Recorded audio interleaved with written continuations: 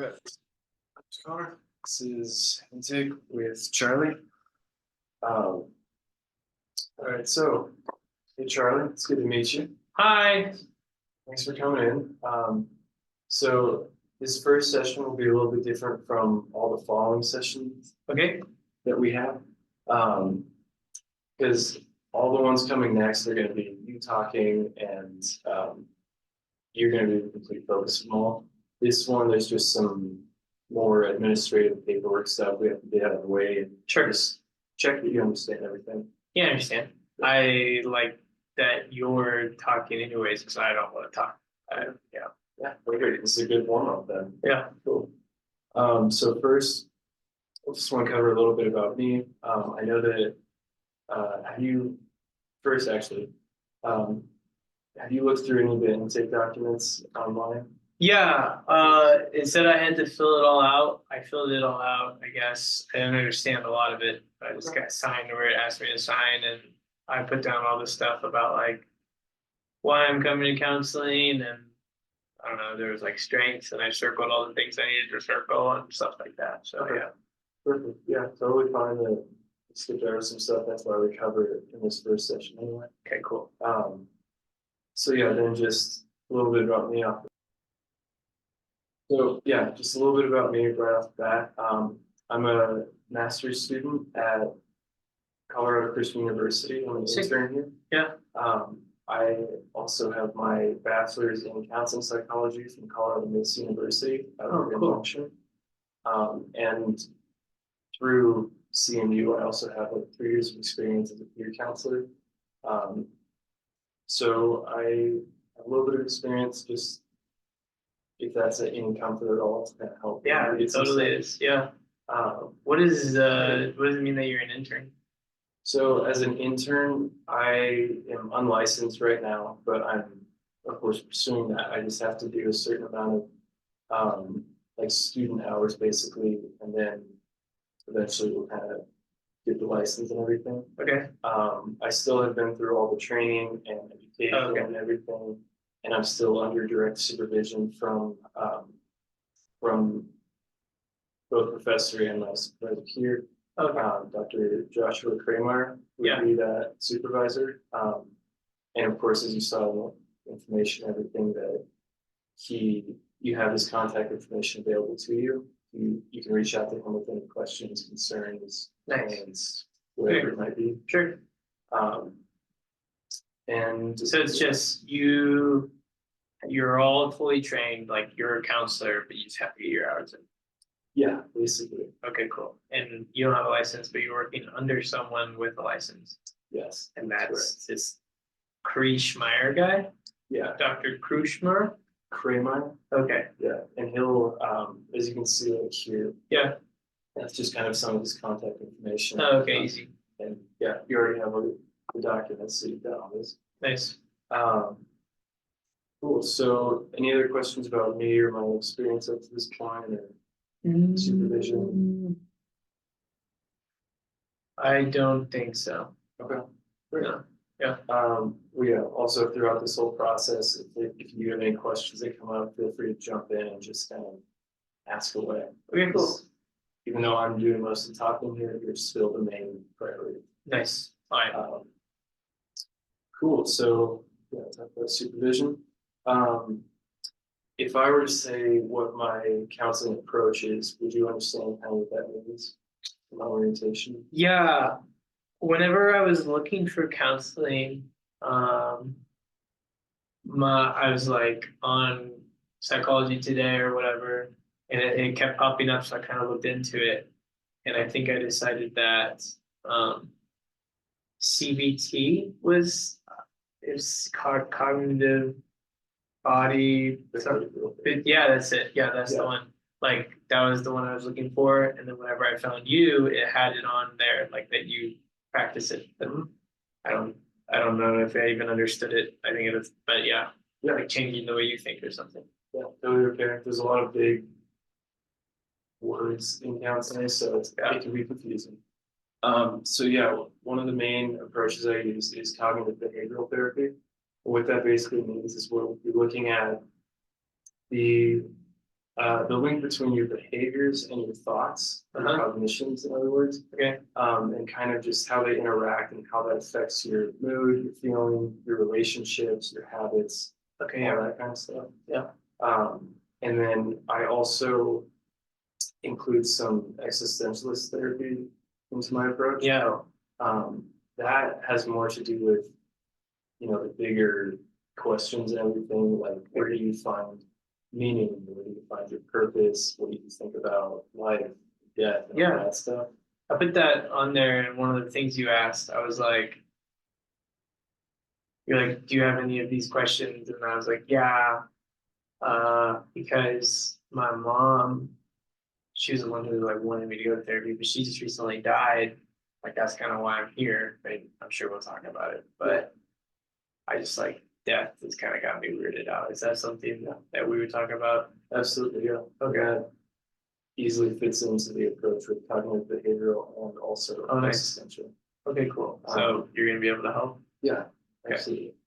And kind of like all counseling, but I also included on the paperwork just to, have another explanation. It's also a client-centered approach, which basically just means that you are the main focus, that you kind of Makes sense. we go where you need to go, where you're comfortable and with what's helpful to you. Boy, okay. Yeah. I mean, it seems like sorry, lost my train of thought there, but Yeah. is that does that make sense to you, or is that comfortable or intimidating?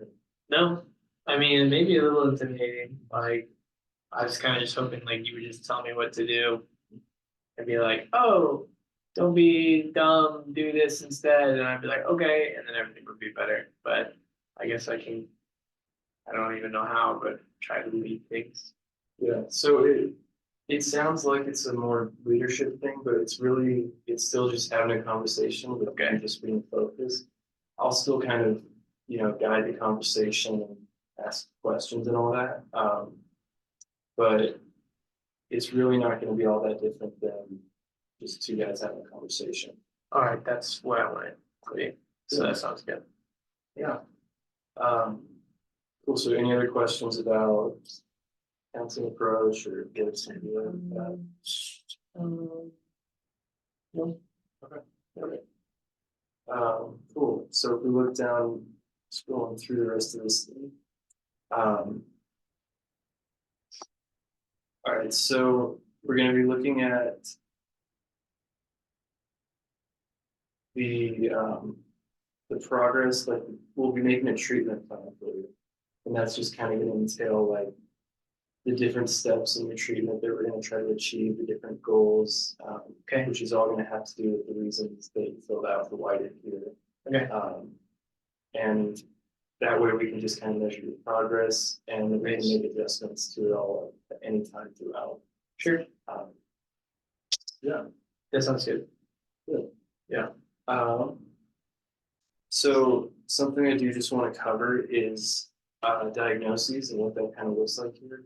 Okay. When you hear the term diagnoses and like possibly getting a diagnosis, how does that make you feel? Or what do you feel in the head? Yeah.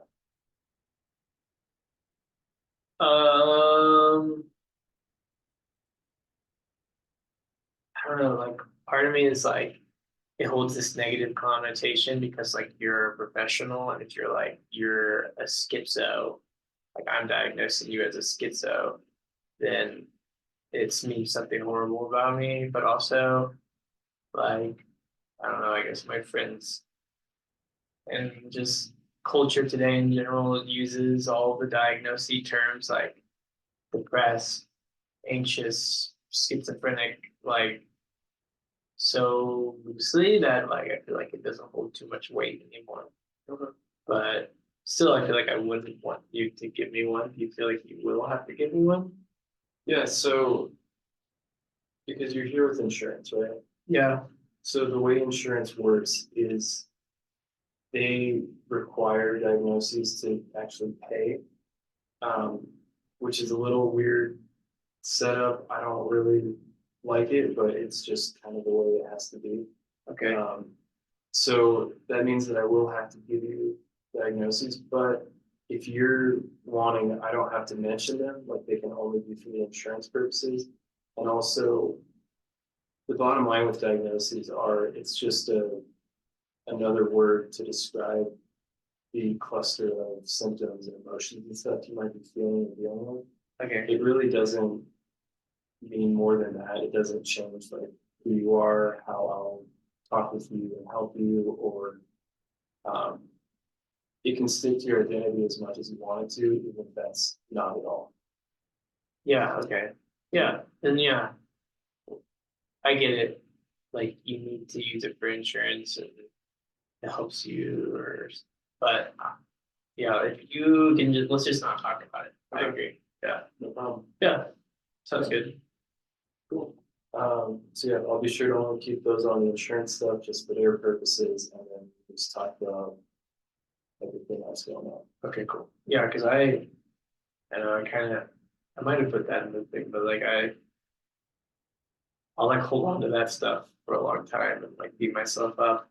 Won't be able to sleep less than I already don't sleep. But yeah, it spins in my head.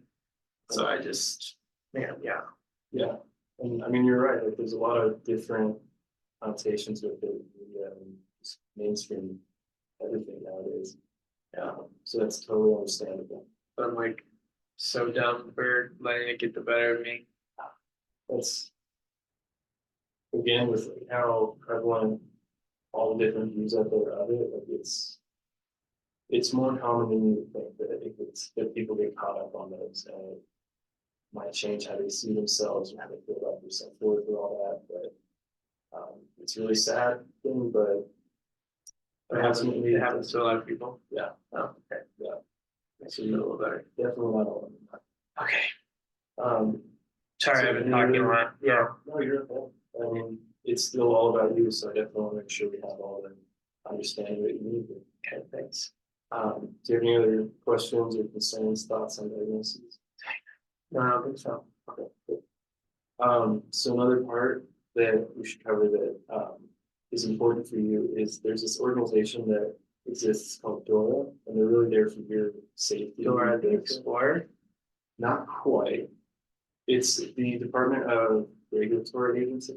Okay. And so basically they keep track of all of like us, our licenses, our credentials, and like if you have any major complaints or anything, you can go to DORA, say a complaint, and then they will kind of take care of it. They're on your side. Okay.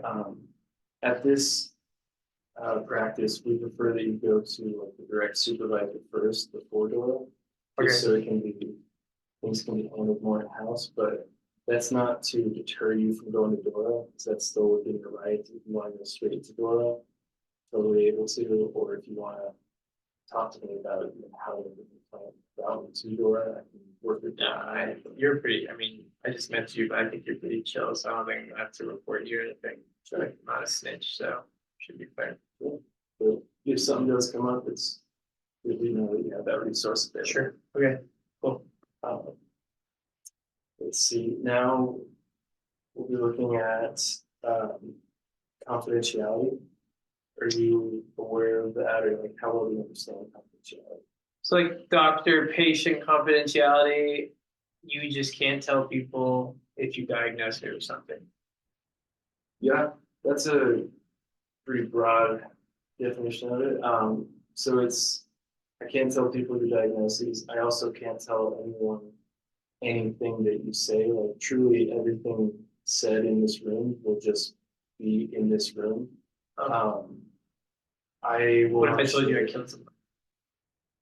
If you told me that you killed someone, we would have to go from there and talk about what that means, when it happened, like all the stuff involved with that. I haven't killed someone, but yeah, it's a good question to ask. I asked that in my grad classes, so we did. Yeah. Yeah, so we do have this stuff with mandatory reporting, which we would have to break confidentiality for, but that is only applied when there's imminent risk to either yourself or to another individual. How would it be to myself? if you're at risk of hurting yourself or killing yourself in some way, we Oh, will have to like kind of go from there. And if I think you're like that much of a danger to yourself, and imminent being the key word in all this reporting who would you stuff, tell?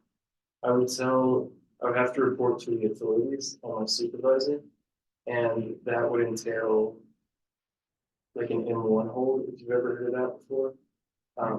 It's just a 72-hour psychiatric hold where you'd be inpatient hospitalized.